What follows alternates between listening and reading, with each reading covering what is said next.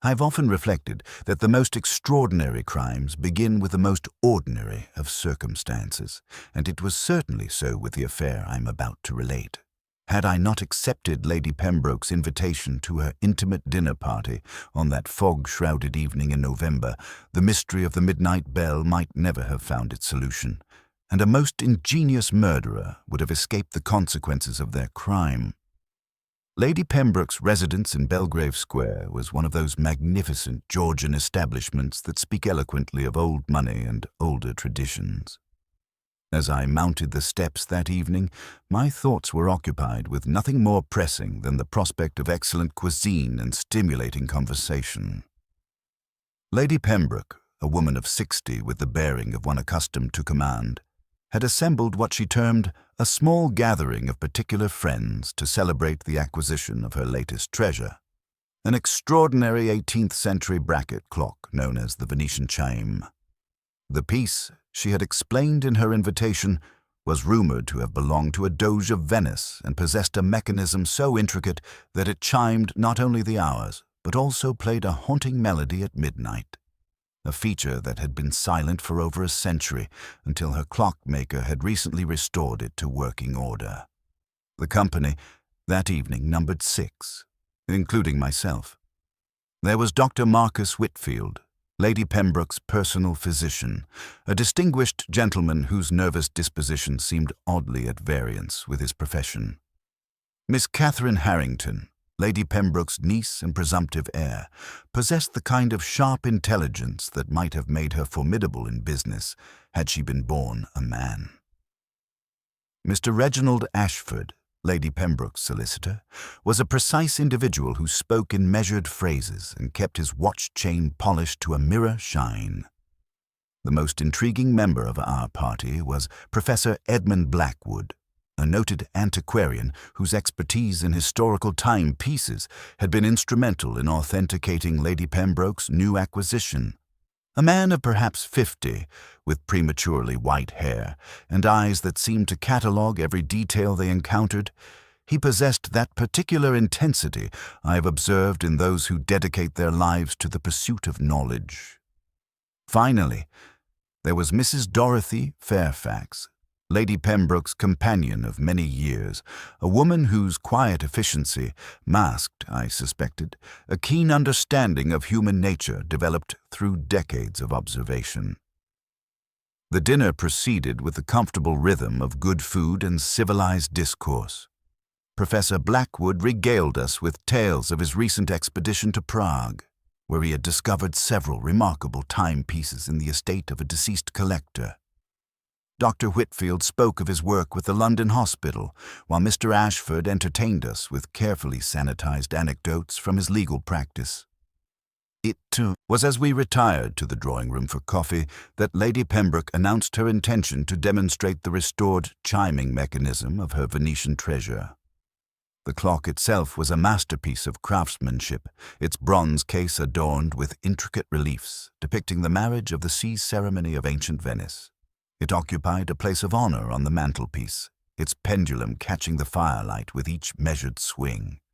"The mechanism has been dormant for so long," Lady Pembroke explained with evident satisfaction, "that hearing it chime again will be rather like awakening a voice from the past." We arranged ourselves comfortably about the room as the grandfather clock in the hall began its sonorous announcement of the midnight hour. As the 12th stroke faded, we waited in expectant silence for the Venetian clock to perform its restored function.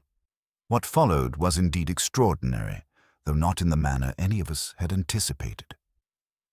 The clock began its chime precisely as the hall clock finished, but the melody that emerged was not the expected Venetian air. Instead, it played a funeral dirge, a haunting, mournful sequence of notes that seemed to fill the room with an inexplicable sense of foreboding. "That's not right," Professor Blackwood said sharply, rising from his chair. "The mechanism should play La Serenissima, not—" His words were cut short by a cry from Mrs. Fairfax, who had moved to the window overlooking the garden. "Lady Pembroke," she called, her voice tight with alarm. "There's someone in the study. I can see a light moving about." The study, I should explain, was Lady Pembroke's private sanctuary, accessible only through the library and kept locked when not in use. It contained her most valuable documents and several precious items from her collection, including a set of rare astronomical instruments. "Impossible," Lady Pembroke declared, but I could see the colour drain from her face. "No one has the keys save myself and—" She stopped abruptly, her hand moving instinctively to the small key that hung from a chain at her waist. Professor Blackwood was already moving toward the door. "We must investigate immediately. If someone has broken in." We followed him through the library, a magnificent room lined with leather-bound volumes, to the study door. It stood slightly ajar, which struck me as immediately suspicious, as Lady Pembroke was meticulous about security. Professor Blackwood pushed it open, and we peered into the dimly lit chamber beyond. The study was in complete disarray. Papers were scattered across the floor, drawers hung open, and books had been pulled from their shelves. But it was the figure slumped over the mahogany desk that brought us all to a horrified standstill. Mr. James Pembroke, Lady Pembroke's estranged younger brother, lay motionless across the leather-topped surface, his head turned at an unnatural angle. A thin trickle of blood had dried at the corner of his mouth, and his eyes stared sightlessly at the ceiling. Beside his outstretched hand lay a small, ornate key. The very key, I realized with growing alarm, that should have been in Lady Pembroke's possession. Dr. Whitfield immediately took charge, moving to examine the body with professional efficiency. After a moment, he straightened, his face grave. "He's been dead for some time," he announced. "At least an hour, possibly longer." "But that's impossible," Miss Harrington whispered. "James wasn't even invited this evening. How did he get in, and why was he here?" Lady Pembroke stood frozen in the doorway, her face a mask of shock and something else. Was it fear? "The key," she murmured, staring at the object beside her brother's hand. "How did he get my key?" It was then that I noticed something that would prove to be of crucial importance, though its significance was not immediately apparent. The Venetian clock, visible through the open door between the study and drawing room, had stopped chiming, but its hands now pointed to 12:15. Yet I was certain that no more than 5 minutes had passed since we had heard its ominous funeral dirge. Professor Blackwood, meanwhile, had been examining the scattered papers. "These appear to be legal documents," he observed. "Something about a will and—" He stopped, holding up a sheet of paper. "Lady Pembroke, is this your brother's handwriting?"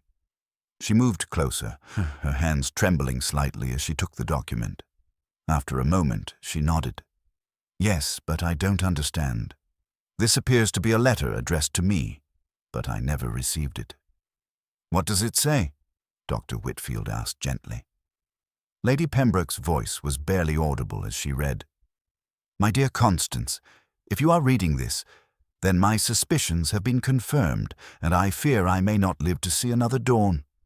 The secret of the Venetian clock is not what it appears to be, and there are those who would kill to possess it. Trust no one, not even those closest to you, for the murderer walks among your most intimate friends." The letter fell from her nerveless fingers as the full implication of the words sank in. James Pembroke had not been a random intruder. He had come here with knowledge of a deadly secret, and that knowledge had cost him his life. As we stood in that disordered study, surrounded by the evidence of violence and betrayal, I found myself wishing fervently that my friend Hercule Poirot were present. For it was already clear that we were dealing with no ordinary crime, but with a puzzle of extraordinary complexity, one that would require all of the little Belgian's legendary powers of deduction to unravel. The bell that rang after midnight had indeed announced a death, but whose hand had set in motion the mechanism of murder? And what secret lay hidden within the beautiful Venetian timepiece that was worth killing for?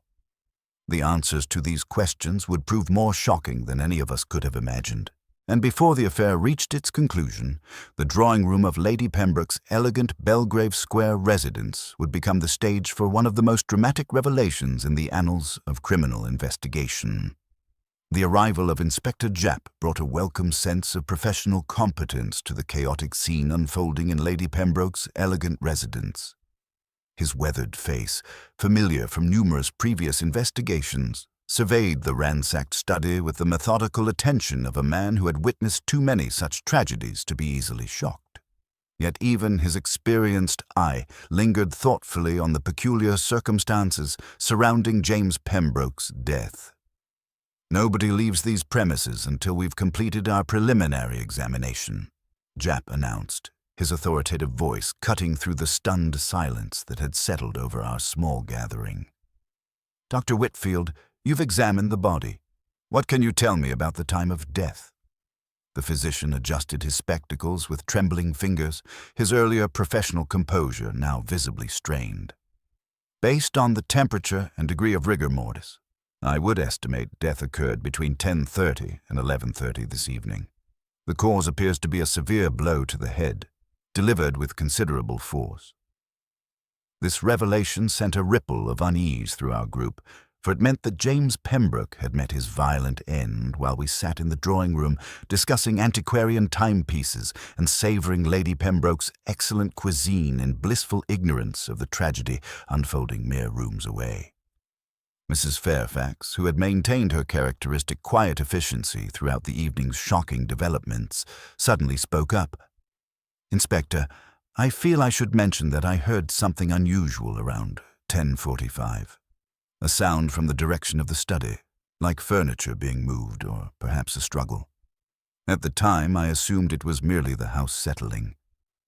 Mr. Ashford cleared his throat deliberately, his solicitor's instincts apparently overriding his shock. "Inspector, there are legal complications you should be aware of." James Pembroke had been contesting his late father's will, claiming certain provisions were fraudulent.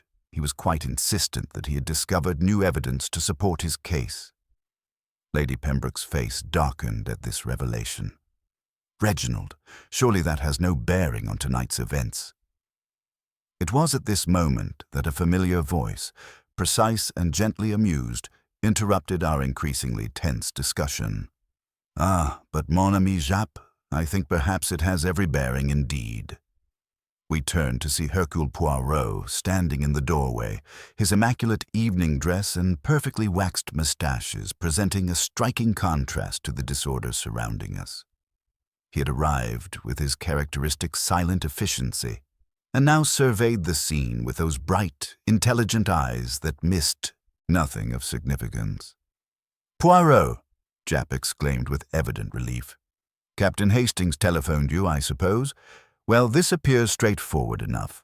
Burglary gone wrong, though the family complications may provide additional motive for an intruder." The little Belgian detective bowed gracefully to Lady Pembroke before responding. "Perhaps, mon ami, but observe, the disorder, it is not quite right for the simple burglary." He moved with delicate precision through the study, his keen gaze cataloguing every detail. "The papers, they are scattered, yes, but with a purpose. Someone searched for something specific." Poirot paused beside the Venetian clock, visible through the open doorway between study and drawing room. "And this beautiful timepiece, it played the funeral dirge at midnight, not the expected melody. Most curious when one considers that our poor Monsieur James lies dead, and the clock now shows 1:30, though barely an hour has passed since its midnight performance." Professor Blackwood shifted uncomfortably under Poirot's penetrating gaze. "The mechanism is extraordinarily complex. Any alteration would require considerable expertise." "Précisément," Poirot murmured, his eyes moving thoughtfully from face to face.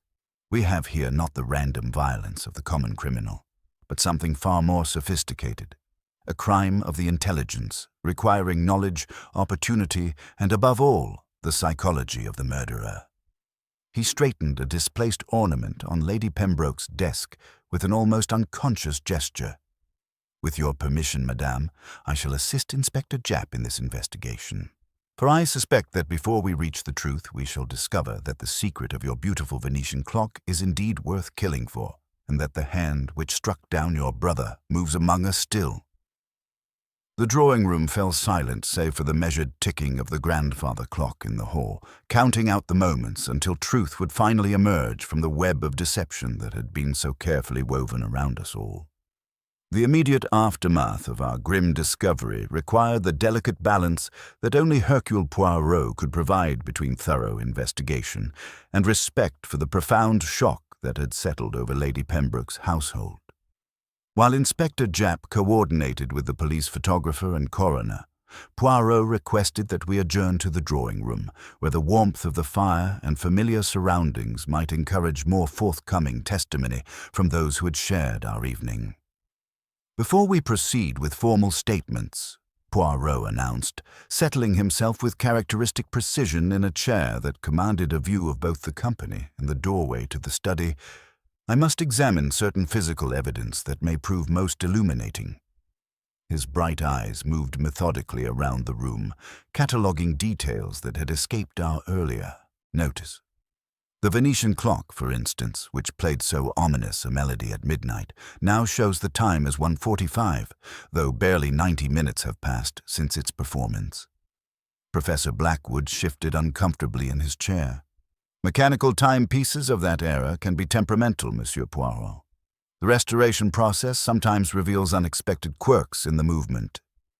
Ah, but this is no quirk, mon ami, Poirot replied gently. Observe the pendulum. It swings with perfect regularity. The mechanism functions flawlessly, yet the time displayed is deliberately incorrect. Someone has adjusted the hands. And recently. He paused, his gaze moving thoughtfully to the study doorway. Just as someone programmed it to play a funeral dirge instead of the expected Venetian air. Dr. Whitfield cleared his throat nervously. But surely that would require considerable expertise. The internal mechanism of such a piece is extraordinarily complex. Indeed, Doctor, which brings us to a most interesting question. Who among our company possesses such specialized knowledge? Poirot's mustaches twitched with what I recognized as suppressed satisfaction. But first, let us establish the movements of each person during the critical period between 10:30 and 11:30, when our poor Monsieur James met his unfortunate end. Lady Pembroke, still pale but composed, spoke first. I remained in the drawing-room throughout the evening, Monsieur Poirot. I recall speaking briefly with Mrs. Fairfax about the coffee service around 10:40, but otherwise I was engaged in conversation with our guests. And your key to the study, madame? When did you last verify its presence? Her hand moved instinctively to the chain at her waist. I distinctly remember checking it when I changed for dinner at 7 o'clock. The habit of a lifetime, you understand. But when we discovered James, she shuddered. It was simply gone. Miss Harrington's testimony came with crisp efficiency. I was present in the drawing-room with everyone else, Monsieur Poirot. I did step away briefly around 10:30 to use the telephone in the morning room. A call to my publisher regarding a manuscript deadline. The conversation lasted perhaps 10 minutes. Mr. Ashford consulted his pocket watch with legal precision. I can confirm Miss Harrington's absence, as I was consulted about a client matter by telephone at approximately 10:45. The butler, Jarvis, summoned me to take the call in the library. Mrs. Fairfax, her quiet voice carrying unexpected authority, added a crucial detail. I should mention, Monsieur Poirot, that I observed Mr. James earlier this evening, around 9 o'clock near the garden entrance. He appeared to be in heated discussion with someone, though the fog made identification impossible. At the time, I assumed it was merely a tradesman or delivery person. Dr. Whitfield's hands trembled slightly as he recounted his movements. I stepped away only once, around 10:50, to retrieve my medical bag from the cloakroom. Lady Pembroke had mentioned feeling unwell earlier, and I thought it prudent to have my instruments available. James had consulted me recently about persistent headaches and anxiety. He seemed convinced that someone meant him harm. Professor Blackwood's account came with academic precision. I was engaged in discussion with Dr. Whitfield about historical pharmaceutical practices for most of the evening. I did excuse myself briefly to consult a reference volume in the library. a monograph on Venetian clock-making that I thought might interest the company. This was around 10:35, and I was absent for no more than 5 minutes. Poirot absorbed each testimony with the patience of a master craftsman, his grey cells clearly processing every nuance and contradiction. "Most illuminating," he murmured, rising to examine the mantelpiece where a faint green residue marked the marble surface beside the clock. "Inspector Japp, you will note this curious staining, recent, I think, and not consistent with normal household dust." He moved next to the telephone, observing that its receiver lay at a slight angle, as though recently disturbed. "The pattern emerges, mes amis, though its full significance remains obscured. We have a victim who possessed knowledge dangerous to someone in this room. We have a key that traveled mysteriously from its owner to the scene of the crime. We have a clock that lies about time while singing songs of death, and we have alibis that, while superficially complete, contain gaps sufficient for the commission of murder." The drawing-room fell silent save for the measured ticking of the grandfather clock in the hall, its honest chimes a stark contrast to the deceptive melody that had announced James Pembroke's doom. Poirot's eyes moved from face to face, cataloguing reactions with the precision of a master psychologist. "Tomorrow," he announced with quiet authority, "we shall examine more closely the relationships between our victim and each person present tonight. For I suspect that when we understand why James Pembroke had to die, the identity of his killer will become as clear as the morning sun." Morning arrived with the kind of persistent drizzle that seemed to mirror the oppressive atmosphere within Lady Pembroke's elegant residence. Hercule Poirot, immaculate despite what had clearly been a sleepless night of contemplation, announced his intention to conduct methodical interviews with both household staff and dinner guests. "The truth, mes amis, it hides not only in what people say, but in what they do not say, and in the small details that the guilty mind believes insignificant." Inspector Japp had established the morning room as our interview chamber, its cheerful yellow walls providing an ironic contrast to the gravity of our proceedings. Poirot began, characteristically, with the household staff, understanding that servants often possess the most complete picture of domestic routines and their disruptions. Jarvis, the butler, presented himself with stoic professionalism.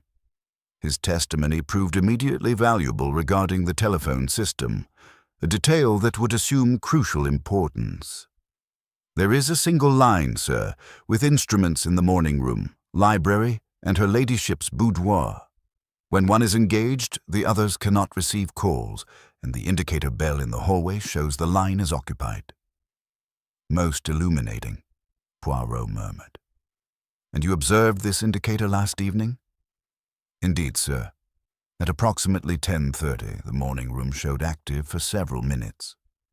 Later, near 10:45, an incoming call rang through to the library extension. Mrs. Fairfax corroborated the coffee service timing and added a crucial observation about a draught in the library around 11 o'clock. "I closed the casement window myself, sir. It had been opened from the inside. Most unusual, given the fog and cold." Young Elsie, the housemaid, provided perhaps the most significant physical evidence. "The green mark on the drawing-room mantelpiece wasn't there yesterday afternoon when I dusted, sir. And this morning I noticed an oily residue on the garden gate latch. Fresh it was, not the usual rust and weathering." Andrews, the gardener, confirmed this anomaly with professional certainty. "That latch has been stiff for months, sir. I would have oiled it weeks ago if I'd thought of it. Someone attended to it recently, and not with my tools." Armed with these procedural foundations, Poirot turned his attention to our dinner companions. Professor Blackwood, appearing somewhat haggard in the morning light, proved the most forthcoming about his recent interactions with the deceased. "James Pembroke consulted me 6 weeks ago about the Venetian clock," the professor admitted reluctantly. "Initially, I dismissed his theories about hidden mechanisms as romantic fancy. However, upon closer examination, I discovered subtle markings on the internal framework. symbols that suggested the clock might indeed contain a secondary mechanism activated under specific conditions. And what might these conditions be, Professor?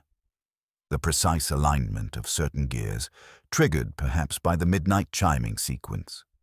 James believed this mechanism would reveal the location of documents that could substantially alter the inheritance settlement. Miss Harrington's interview revealed the complex family dynamics surrounding the Pembroke estate. Uncle James had become increasingly obsessed with what he termed his rightful inheritance, she explained with admirable composure. He claimed to possess evidence of a secret codicil to grandfather's will, hidden somewhere within the family's possessions. His behavior had grown quite erratic in recent months. Dr. Whitfield's testimony provided the most disturbing revelation. James had been consulting me about persistent anxiety and paranoid thoughts. 3 days ago, I discovered traces of a mild sedative in a food sample he brought for analysis. Nothing dangerous, but sufficient to cause confusion and drowsiness. He was convinced someone in the family was attempting to incapacitate him. Mr. Ashford, with legal precision, confirmed James's recent inquiries about contesting the will. He claimed to have discovered new evidence that would change everything, as he put it. He was particularly insistent about examining the Venetian clock, though he refused to elaborate on his reasons. As each interview concluded, Poirot examined the physical evidence with his characteristic thoroughness. The green residue near the clock proved to be a specialized lubricant used in precision mechanical work. The telephone timing presented a fascinating contradiction.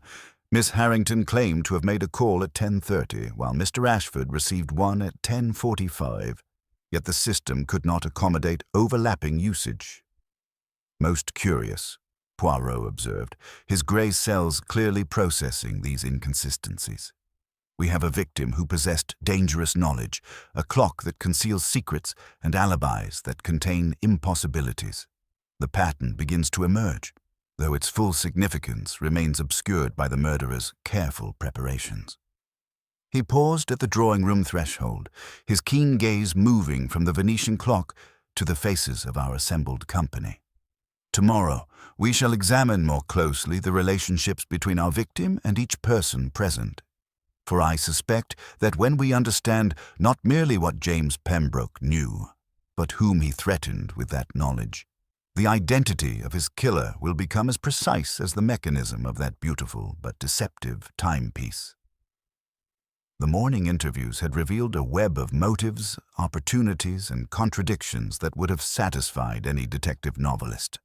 Yet Poirot's expression suggested that the most crucial revelation still lay ahead, hidden like the secret mechanism within the Venetian clock itself. The morning brought Inspector Japp's triumphant return, armed with what he clearly considered decisive evidence against Professor Blackwood.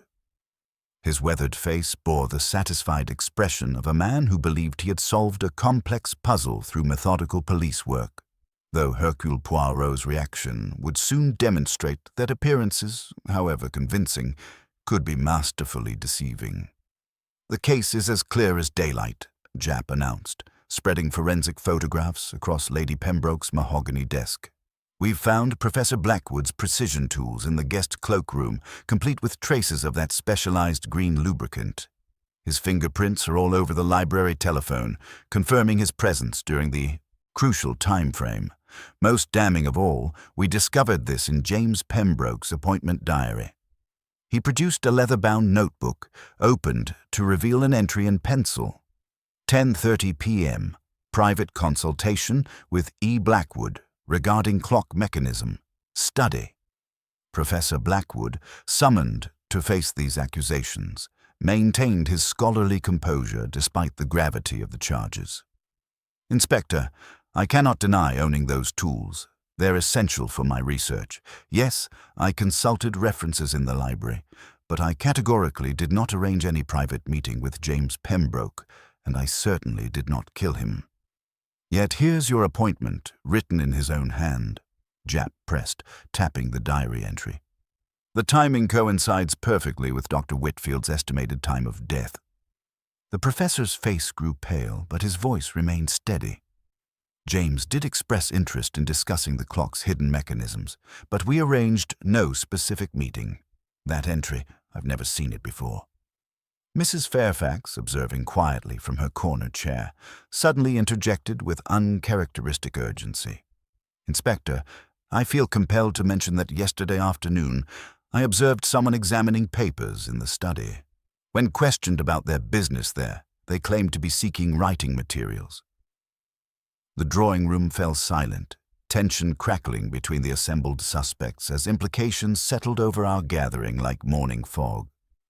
It was at this crucial moment that Poirot, who had been listening with characteristic attention to detail, raised his hand with gentle authority. Mon ami Japp, permit me to examine this compelling evidence more closely. He approached the diary with his magnifying glass, his keen eyes cataloguing subtle but significant details. Observe, if you please, this entry is written in pencil, while all others use ink. Most curious for a man of methodical habits. See here, the paper shows slight indentation marks, as though written over an erased notation.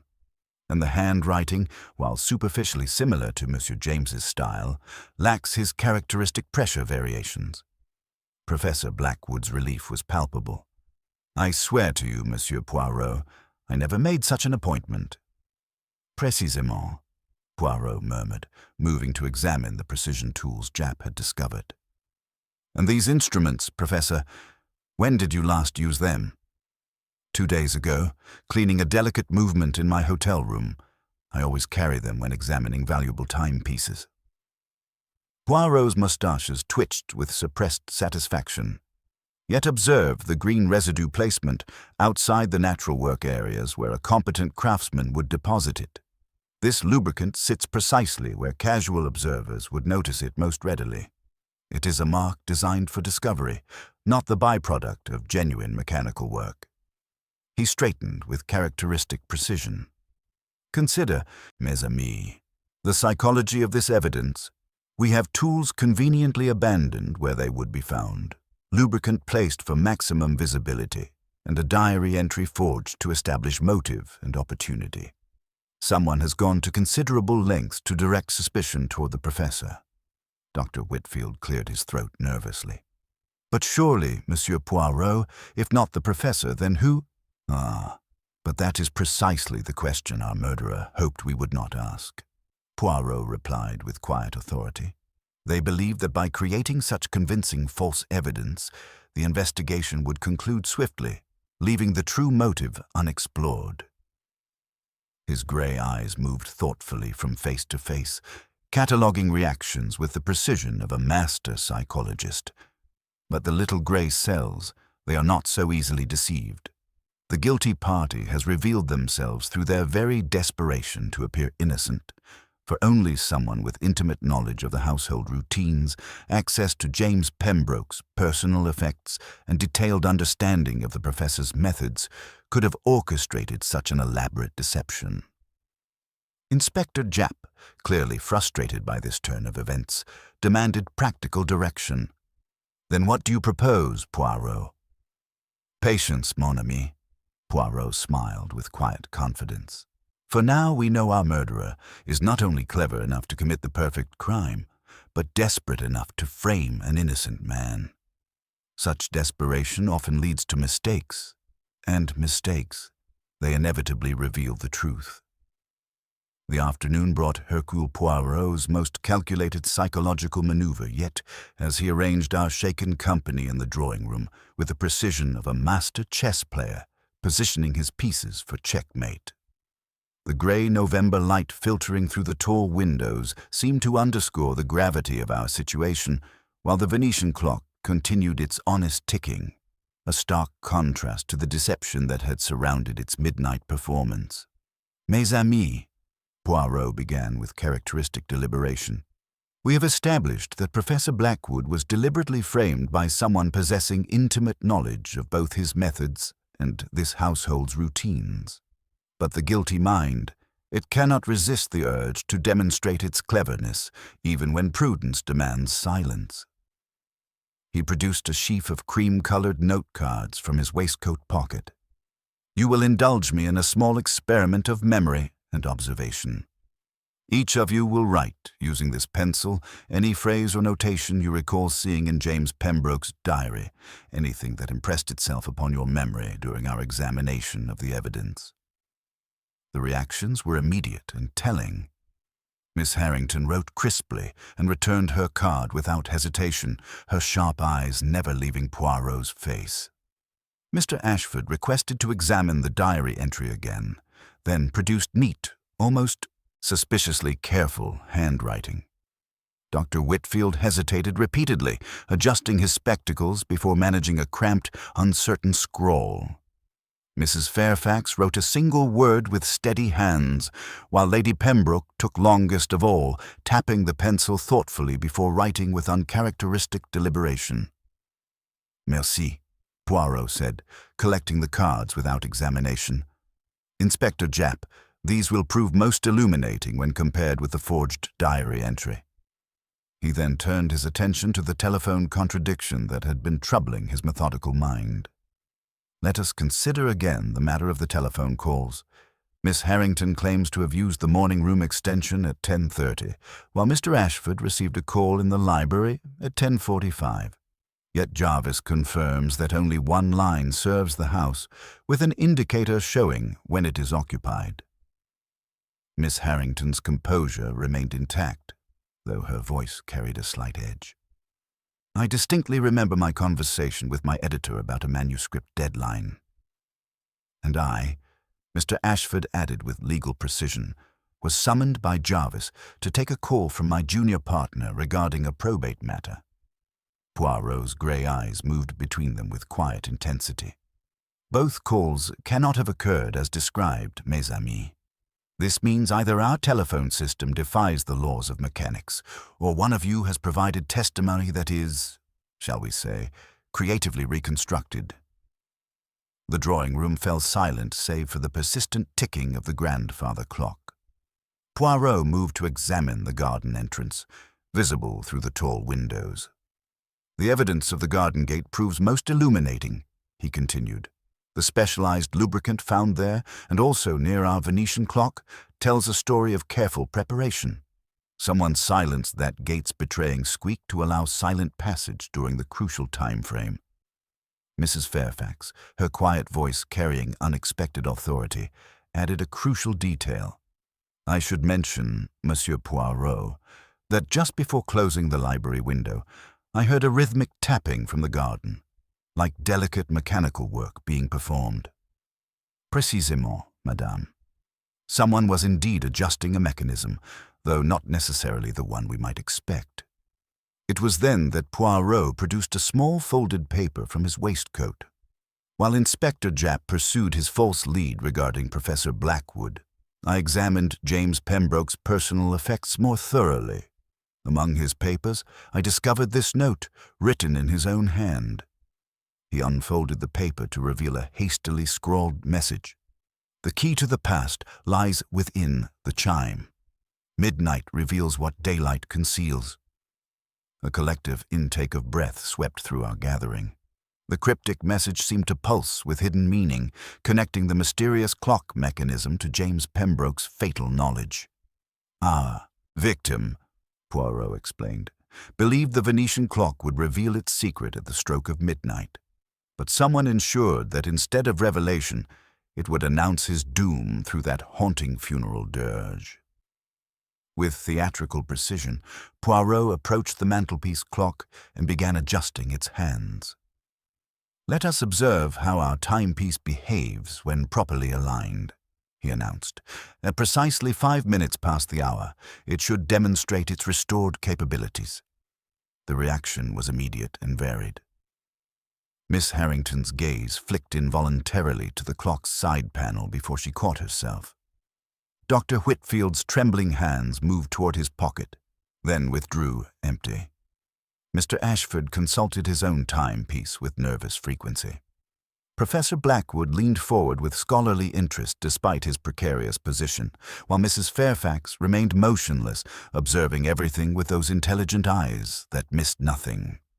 Lady Pembroke alone looked directly at Poirot, her face pale but composed.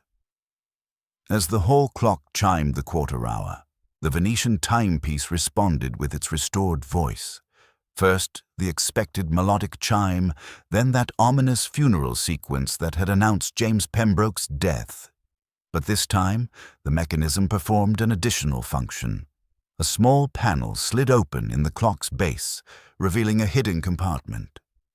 "Voilà," Poirot murmured, observing faces rather than the mechanical marvel.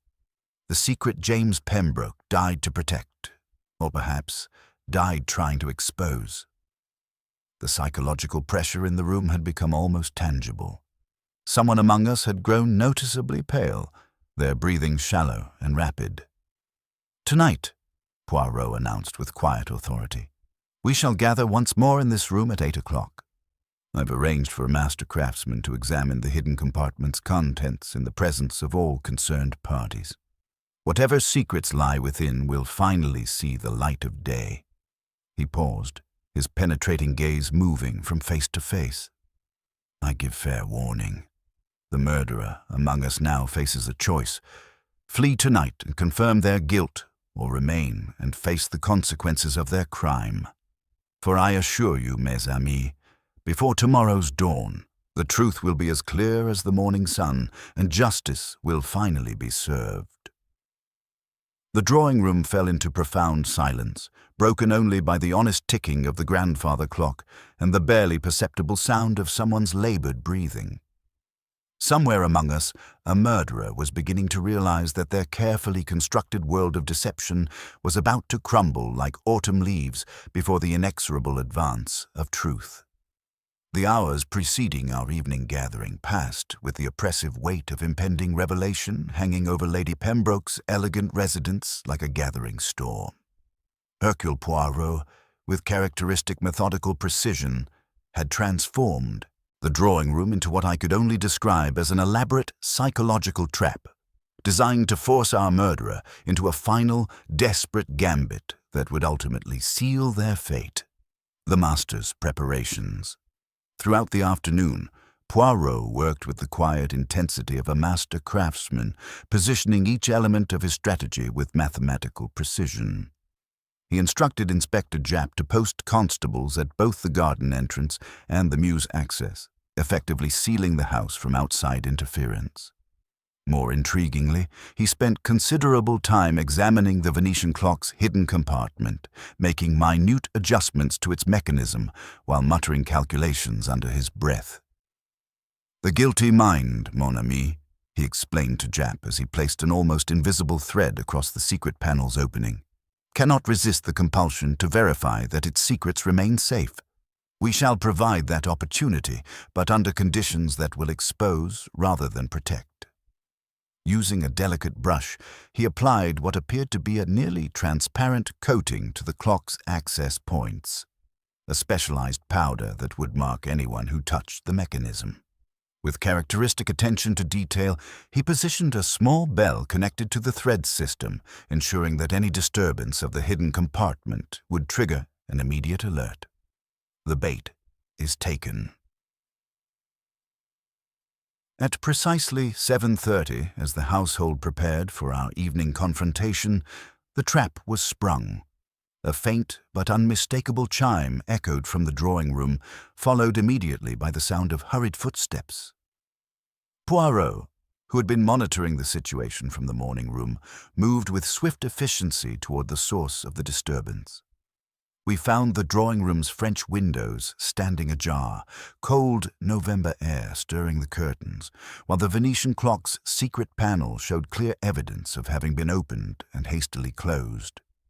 The thread lay broken on the carpet, and most tellingly, traces of the marking powder were visible on the panel's edges where desperate fingers had sought to access the hidden compartment. "Voilà," Poirot murmured with quiet satisfaction.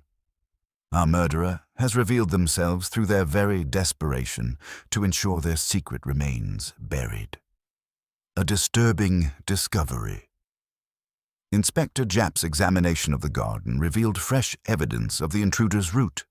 The gate latch bore new traces of the specialized lubricant we had discovered earlier, and footprints in the soft earth showed a path between the mews entrance and the library's casement window. Most significantly, the public telephone box at the corner of Eton Mews showed signs of recent use, confirming Poirot's theory about the fabricated alibi calls. It was upon our return to the house that we encountered the evening's most shocking development. Mrs. Fairfax was discovered collapsed in the upper hallway, her tea service scattered across the carpet, her breathing shallow and her pupils dilated in a manner that immediately suggested chemical interference. Dr. Whitfield responded with admirable professional efficiency, quickly diagnosing the symptoms as consistent with chloral hydrate poisoning, not fatal in the administered dose, but sufficient to render the victim unconscious for several hours. His medical bag seemed remarkably well stocked for a social evening, producing the necessary antidotes with practiced ease. Someone, Poirot observed with dangerous quiet, wished to ensure that Mrs. Fairfax would not be present for our evening's revelations. This suggests she possesses knowledge that could prove devastating to our murderer's carefully constructed deception. The hidden truth emerges. As Mrs. Fairfax recovered sufficiently to speak, her first words proved more illuminating than anyone could have anticipated. "The telephone calls," she whispered urgently. "I saw the indicator light in the hallway. There were no incoming calls at 10:45 last night. The line showed outgoing usage only from the library extension." This revelation struck our gathering like lightning, for it meant that Mr. Ashford's claimed receipt of a call from his junior partner was impossible. Either the household's telephone system defied the laws of mechanics, or someone had deliberately created a false alibi while actually making calls to establish their deception.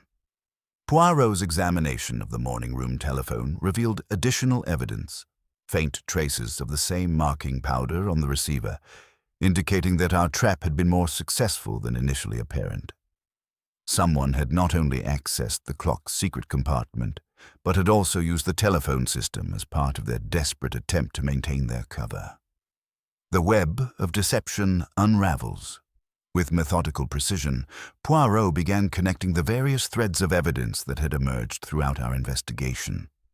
The forged diary entry, the manipulated clock mechanism, the fabricated telephone alibis, and now the attempted poisoning of a crucial witness, all pointed to a single, inescapable conclusion.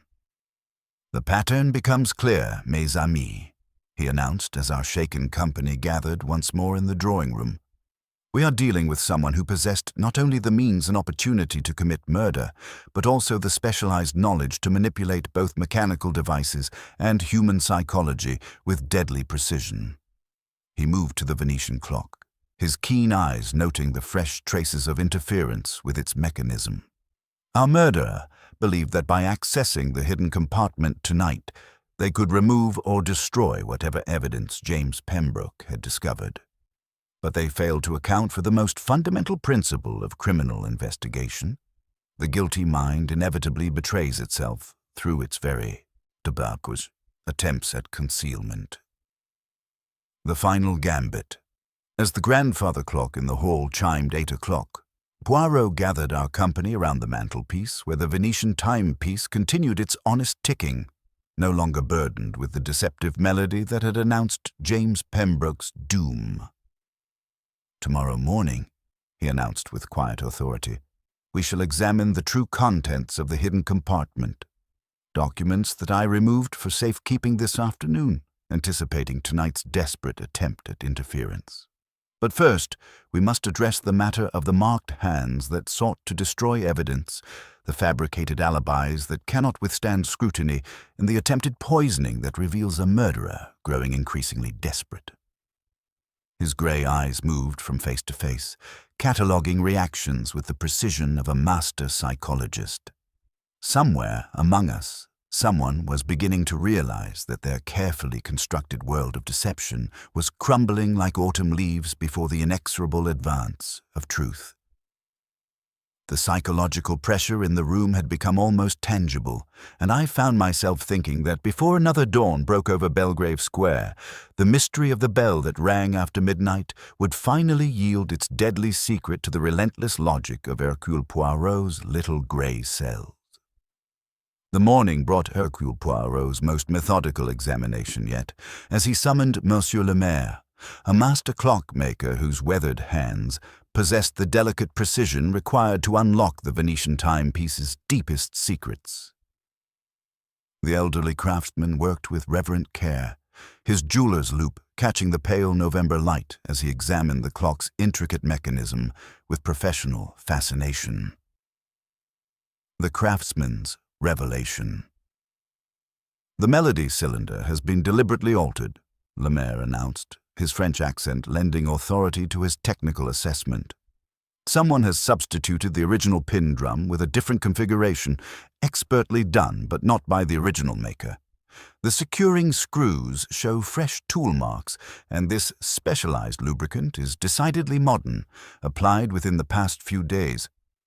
Poirot nodded with satisfaction, his grey cells clearly processing this confirmation of his theories. "Précisément, mon ami.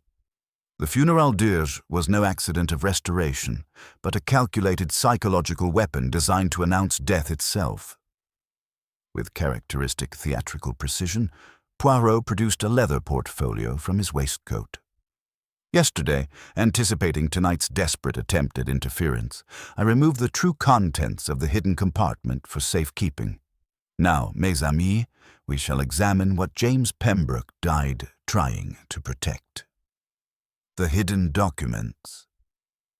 The portfolio revealed 4 items that would transform our understanding of the entire affair. An age-yellowed letter bore the unmistakable handwriting of the easy late Lord Pembroke, its wax seal recently broken. A miniature brass key, clearly of recent manufacture, gleamed beside Lady Pembroke's worn study key. Most intriguingly, a sheet of carbon paper showed faint impressions of repeated practice strokes, while a coded ledger strip contained what appeared to be banking cipher notations. Poirot read the letter aloud with deliberate clarity.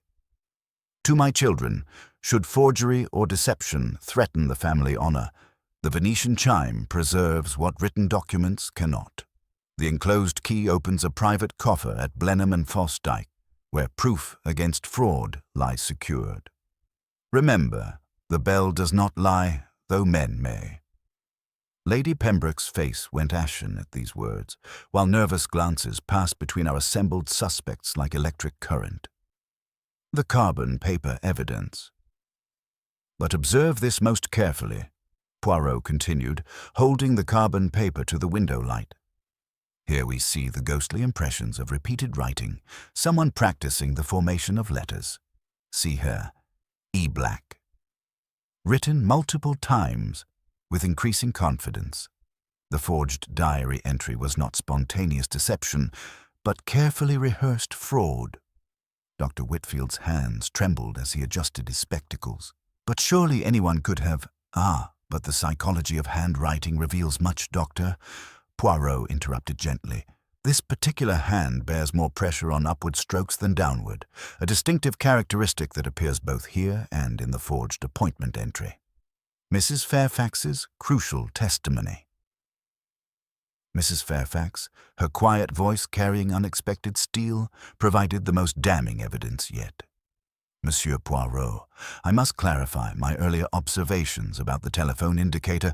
At 10:45, the library extension showed outgoing usage only. No incoming call was received. I'm absolutely certain of this detail." This revelation struck our gathering like lightning, for it meant that Mr. Ashford's claimed receipt of a call from his junior partner was physically impossible.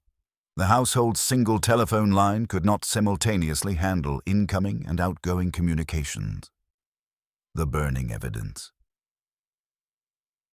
Inspector Japp's discovery of smoldering papers in the library fireplace provided additional confirmation of desperate guilt. Among the charred remains, Fragments of carbon paper and cream-colored stationery bore the telltale impressions of the same practiced handwriting that had created the forged diary entry.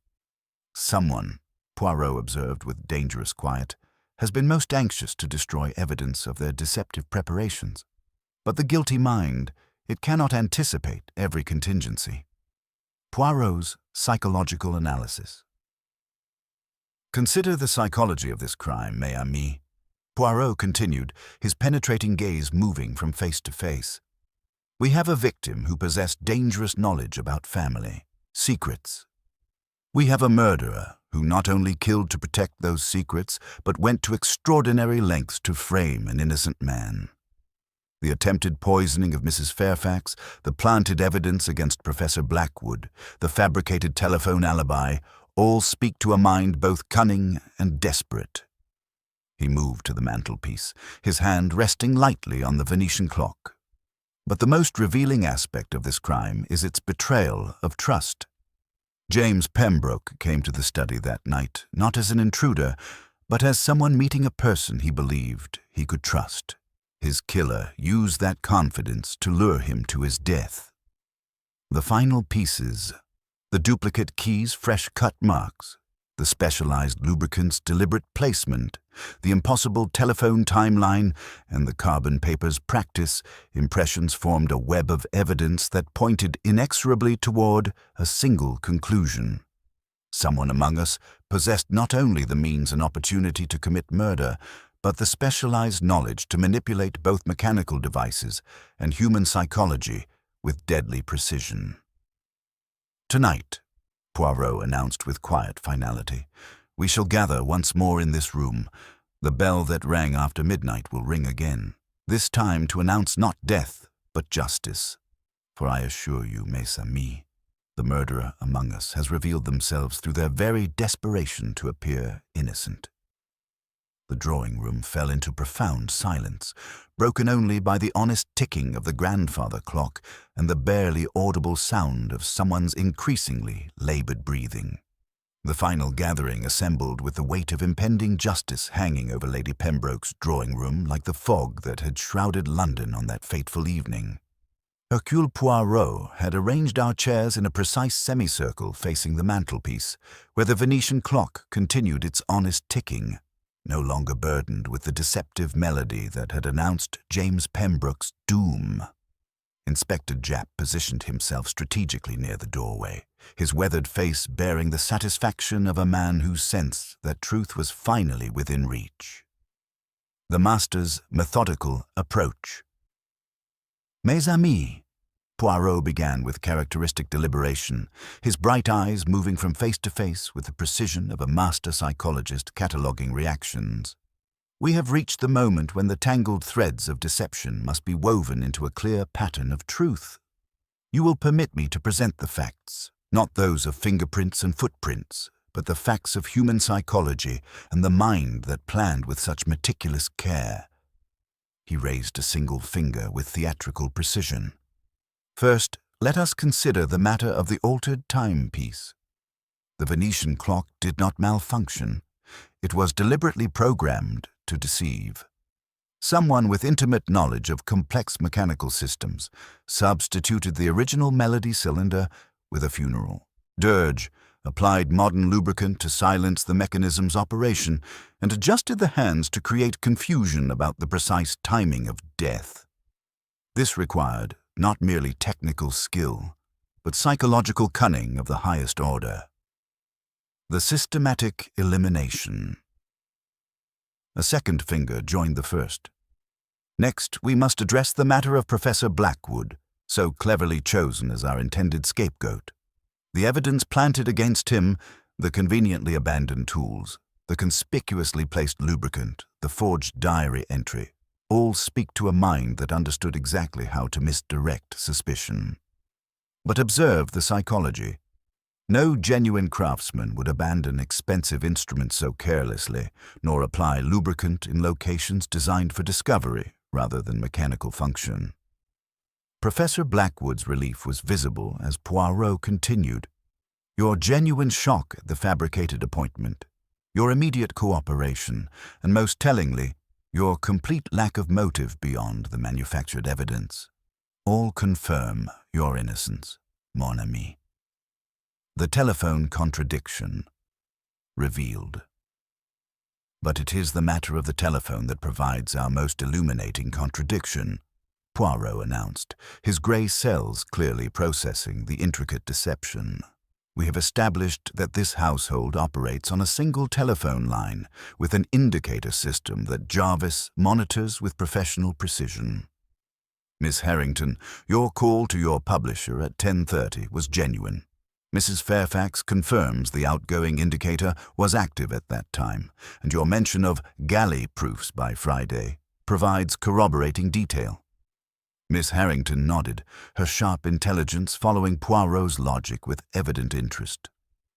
However, Poirot continued with dangerous quiet, Mr. Ashford's claimed receipt of a call from his junior partner at 10:45 presents a physical impossibility. The telephone system cannot simultaneously handle incoming and outgoing communications, yet Mrs. Fairfax observed the indicator showing outgoing usage only at that crucial time. Someone was making a call, not receiving one, a call designed to establish a false alibi after the commission of murder. The carbon paper evidence. Poirot produced the sheets of carbon paper with reverent care, holding them to catch the lamplight. These practice sheets tell a story of calculated deception. Observe the repeated formation of letters, E black, written with increasing confidence, the pressure patterns that reveal a hand growing skilled in forgery. But most significantly, note the characteristic upward stroke pressure that appears both here and in the fabricated diary entry. He moved closer to our assembled group, his penetrating gaze cataloguing every reaction. Who among us possesses the daily familiarity with handwriting analysis, signature verification, and document preparation that would make such forgery second nature? Not the antiquarian, absorbed in historical mechanisms. Not the physician, focused on medical practice. Not the companion, dedicated to household management. But perhaps someone whose profession requires the constant examination and replication of legal documents. Mrs. Fairfax's crucial testimony. The attempted poisoning of Mrs. Fairfax was perhaps our murderer's greatest error, Poirot continued, his voice carrying the weight of moral judgment. For it confirmed that she possessed knowledge dangerous enough to warrant such desperate measures. Madame Fairfax, would you be so kind as to share your observations from that fateful evening? Mrs. Fairfax, her quiet voice carrying unexpected steel, delivered testimony that struck the room like lightning. I observed someone enter the study at 10:20 using a key, not forcing entry, but moving with the confidence of authorized access. They remained for approximately 15 minutes, during which I heard sounds of struggle, followed by deliberate movement about the room. Most significantly, I heard the distinctive sound of papers being sorted and the library clock being wound. Unusual, as it maintains excellent time and requires attention only weekly. She paused, her intelligent eyes reflecting decades of careful observation. The person who emerged was someone whose every gesture I have observed for many years, someone who moved with the careful precision of one who had just completed a terrible but necessary task. The physical evidence converges. Poirot moved to examine the duplicate key, its fresh cut marks gleaming in the firelight. This key was manufactured recently, created from an impression of Lady Pembroke's original. The locksmith's identifying marks indicate work performed within the past month, coinciding precisely with James Pembroke's increasingly urgent investigations into family financial matters. He held up the coded ledger strip discovered in the hidden compartment. James Pembroke had indeed uncovered evidence of systematic irregularities, not in his grandfather's will itself, but in the administration of the estate. These cipher notations document financial transactions that someone with complete access to family accounts had conducted over several years. The psychological profile. Consider the psychology of this crime, mes amis, Poirot announced, his voice growing more intense. We are dealing with a mind that must control every detail, that ties each thread of deception and cannot resist tightening them all.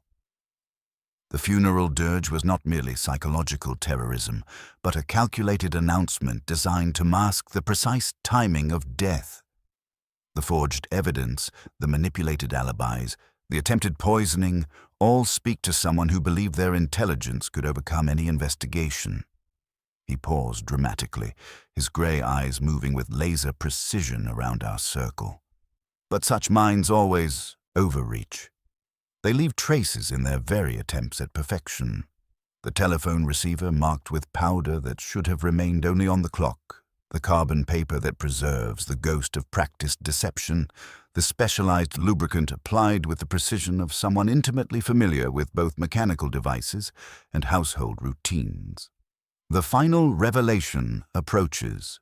The drawing room fell into profound silence, broken only by the honest ticking of the grandfather clock and the increasingly labored breathing of someone whose carefully constructed world was beginning to crumble. Poirot stood before the mantelpiece, his small figure commanding absolute attention through the sheer force of his intellect. James Pembroke came to this house not as an intruder, but as someone meeting a person he believed he could trust, Poirot announced with quiet finality. He was lured here by promises of cooperation, by assurances that the family's reputation could be protected while justice was served. Instead, he found death at the hands of someone who had already betrayed that trust in the most fundamental way. He moved closer to our assembled group, his expression grave with the weight of impending revelation. The murderer sits among us now, believing that their web of deception remains intact, but the little grey cells have unraveled every thread, exposed every contradiction, and revealed the truth that lies beneath layers of calculated lies. Poirot's eyes settled with unmistakable certainty on a single individual, whose face had grown progressively paler as each piece of evidence fell into place. Tomorrow morning, Inspector Japp will present formal charges. Tonight, we end this charade of innocence.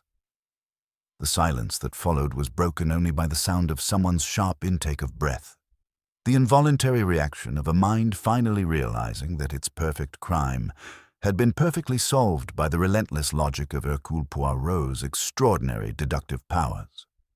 The moment of absolute revelation arrived with the inexorable precision of justice itself, as Hercule Poirot's penetrating gaze settled upon Mr. Reginald Ashford with the finality of a judge pronouncing sentence. The solicitor's carefully maintained facade began to crumble like ancient parchment, his face growing ashen as each damning piece of evidence fell into its predetermined place within Poirot's masterful reconstruction. Monsieur Ashford, Poirot announced with quiet authority, his voice carrying the weight of absolute certainty. You are the murderer of James Pembroke. Your crime was motivated not by passion, but by the cold calculation of a man who had systematically embezzled from the family estate for over 3 years. The drawing room fell into stunned silence as Ashford's hands trembled toward his pocket watch, a gesture now revealed as the nervous habit of a man whose entire existence had been governed by the precise timing of deception. That is preposterous, Ashford protested, but his voice lacked conviction. I have served this family with unwavering loyalty.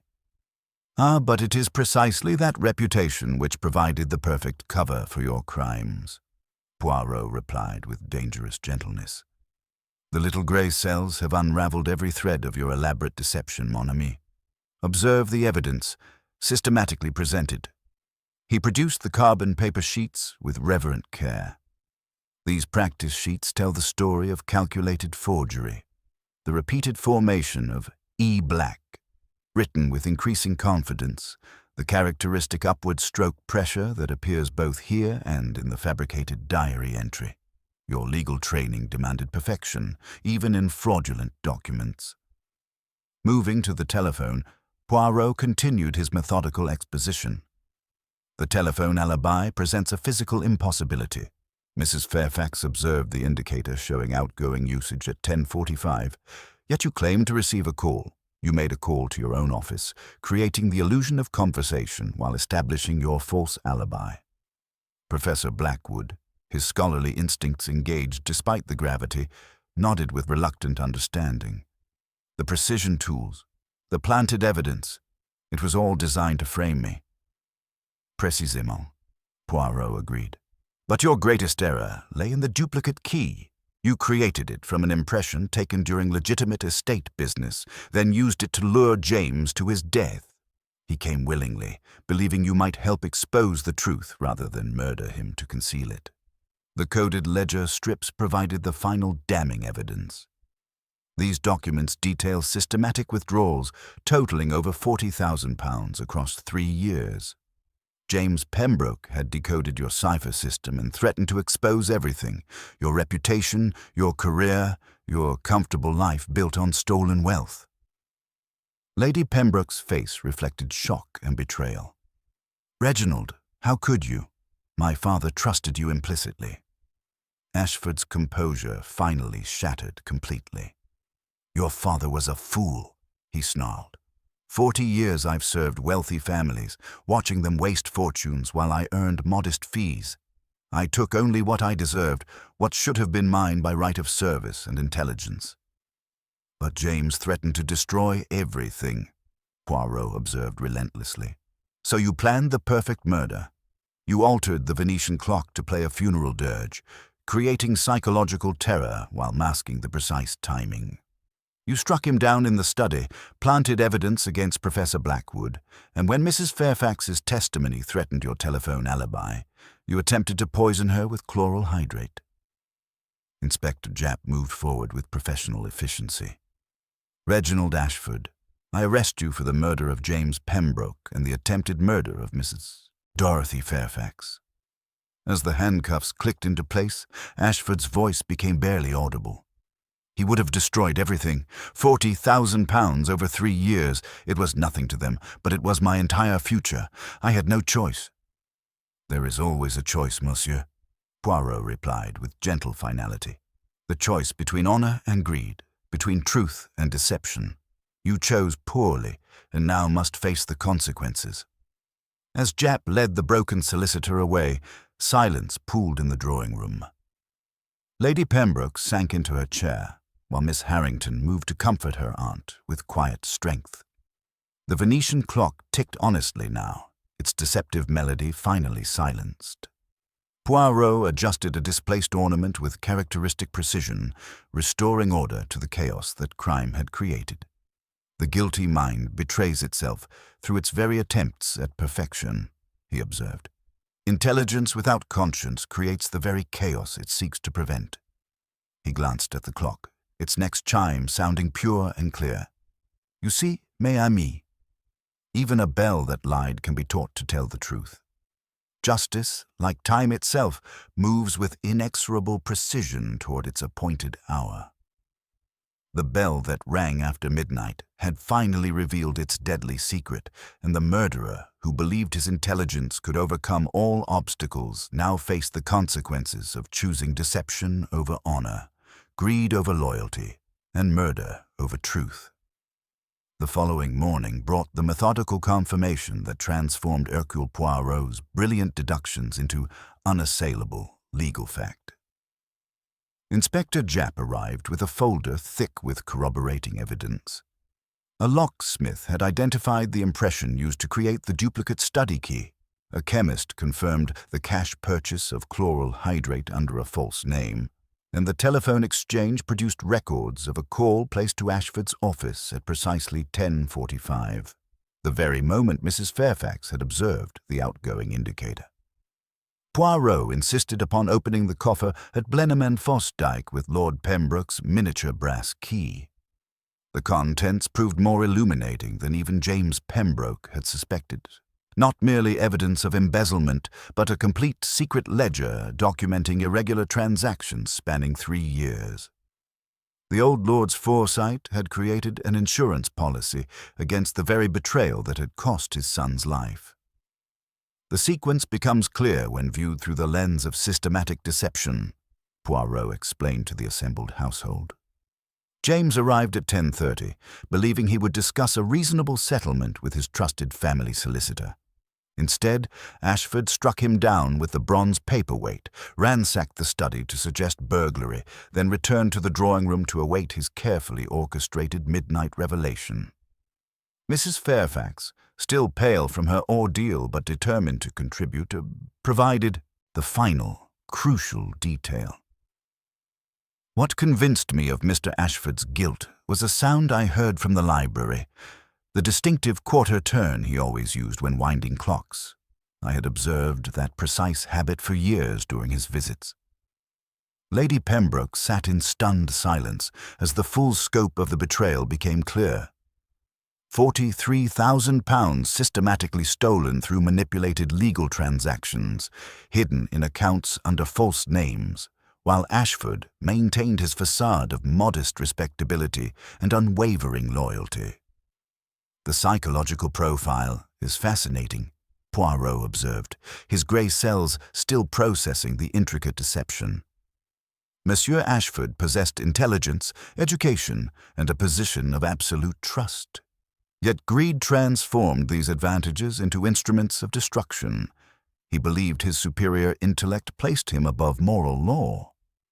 Dr. Whitfield, examining the evidence of the attempted poisoning, shook his head with professional disgust.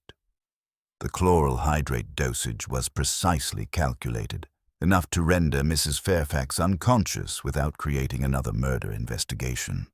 Such clinical coldness is more chilling than passionate violence. Professor Blackwood, his reputation restored but his faith in human nature clearly shaken, reflected on his narrow escape. Had you not recognized the deliberate placement of evidence, Monsieur Poirot, I might have faced the gallows for his crime. The psychological manipulation was extraordinary. Miss Harrington, ever practical, had already begun organizing the estate's recovery. The financial damage is substantial but not catastrophic. With proper management and the recovered funds, we can restore stability within 5 years. As the practical matters concluded, Poirot moved to the mantelpiece where the Venetian clock ticked with honest precision, its deceptive melody finally silenced. This beautiful timepiece serves as the perfect metaphor for our entire affair, he mused. Corrupted to sing songs of death, yet ultimately restored to its true purpose, the honest measurement of time and, by extension, the inevitable revelation of truth. The drawing-room fell into contemplative silence as each member processed their own relationship with the man who had betrayed their trust so completely.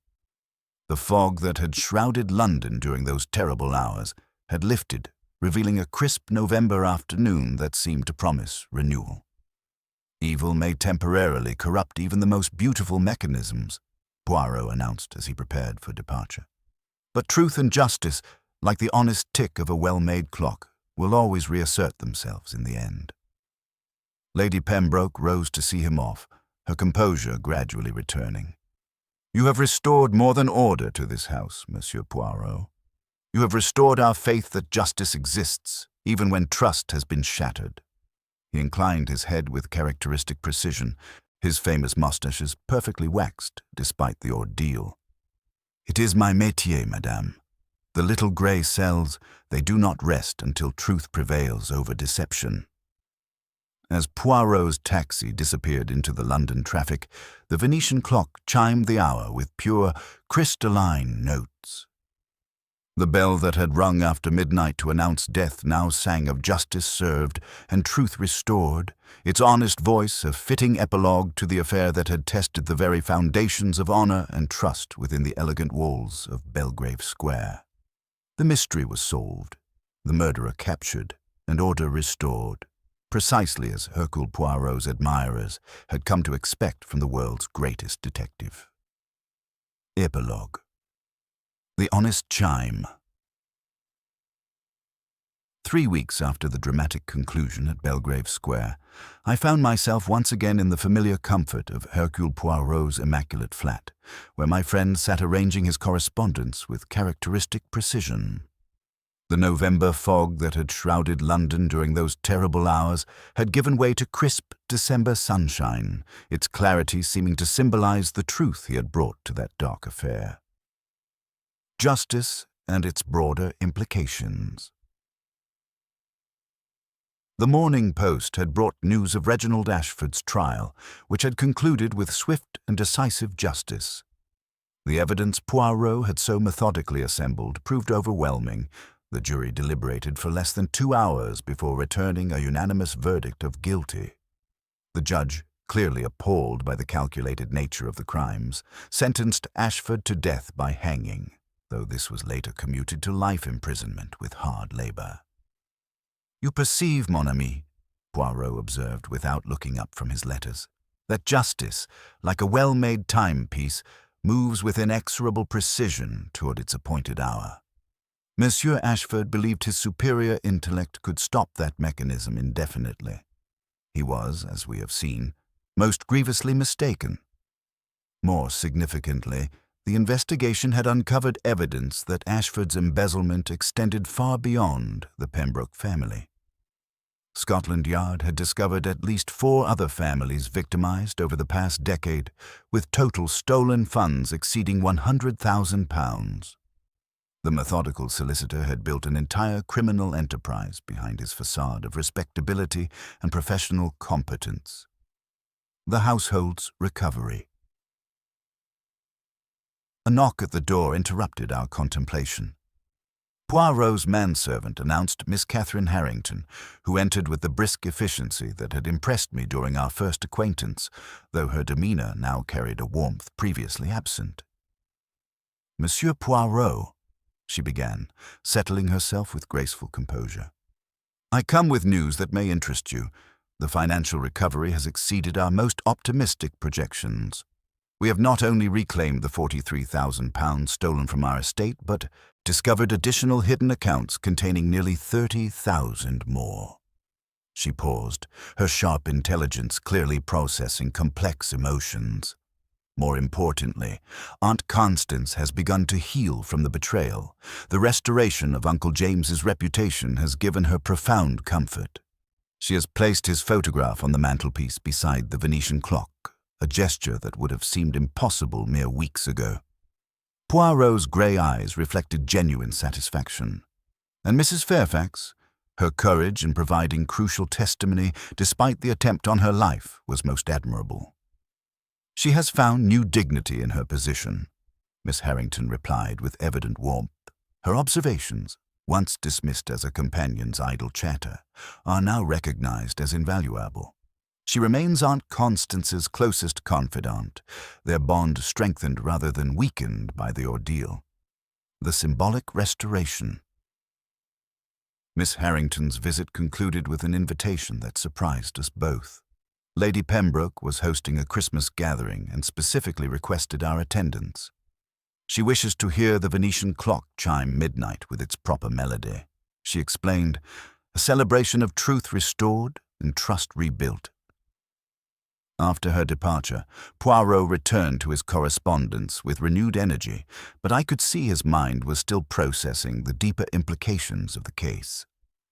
Among his letters was one bearing the official seal of the Belgian government, recognition of his services to international justice that he accepted with characteristic modesty.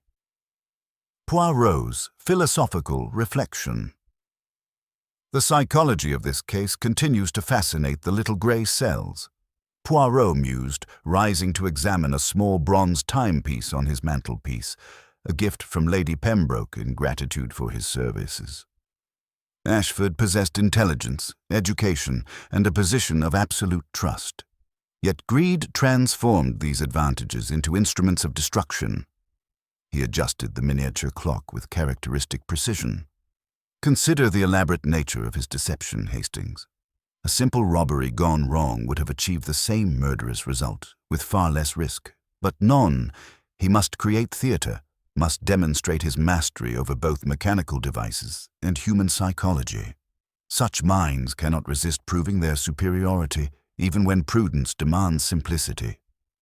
Poirot moved to the window, gazing out at the honest London afternoon. His greatest error lay not in his mechanical manipulations or forged documents, but in his fundamental misunderstanding of human nature. He believed that Mrs. Fairfax, the quiet companion, would be easily dismissed as an unreliable witness. Instead, her decades of careful observation provided the most damning testimony of all: the enduring power of truth. As evening settled over London, the distant chiming of church bells reminded us both that time, unlike human deception, never lies. The Venetian clock, now restored to its original honest function, stood in Lady Pembroke's drawing-room as a testament to the enduring power of truth. Its chimes, once corrupted to announce death, now marked the passage of time with serene beauty, a constant reminder that even the most beautiful mechanisms, whether timepieces or human hearts, can be temporarily corrupted by evil, but ultimately restored to their true purpose. "You see, Hastings," Poirot observed, adjusting his tie with characteristic precision, "the affair of the bell that rang after midnight demonstrates the fundamental principle that guides all successful detection. Truth, like time itself, moves with inexorable precision toward its appointed revelation. The criminal may delay that moment through elaborate deception, but cannot prevent its ultimate arrival."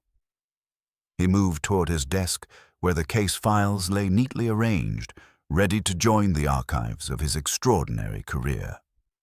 Evil may temporarily corrupt even the most beautiful mechanisms, but justice and truth, like the honest tick of a well-made clock, will always reassert themselves in the end. Final reflection. As I prepared to take my leave, Poirot offered one final observation that seemed to encapsulate the entire affair. "The clock of the murderer, mon ami, is always a little fast. He believes he can outrun consequence, can manipulate time itself to serve his purposes, but time, like truth, cannot be permanently deceived. It will always reveal what daylight conceals, just as our poor James Pembroke predicted in his final note. The mystery was solved, the murderer punished, and order restored to a world temporarily disrupted by greed and betrayal. In the end, Hercule Poirot had once again proven that no crime, however cleverly conceived, could withstand the relentless logic of his extraordinary little grey cells. The bell that rang after midnight had finally found its honest voice, and justice had triumphed over the most elaborate deception. As I descended the stairs of Poirot's building, I could hear the distant chiming of London's many clocks, all keeping honest time, all singing the eternal song of truth that no amount of human cunning can permanently silence.